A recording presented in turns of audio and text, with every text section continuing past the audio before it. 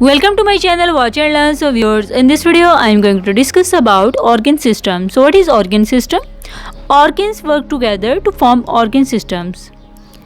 Organ systems carry out much larger jobs than a single organ is able to do.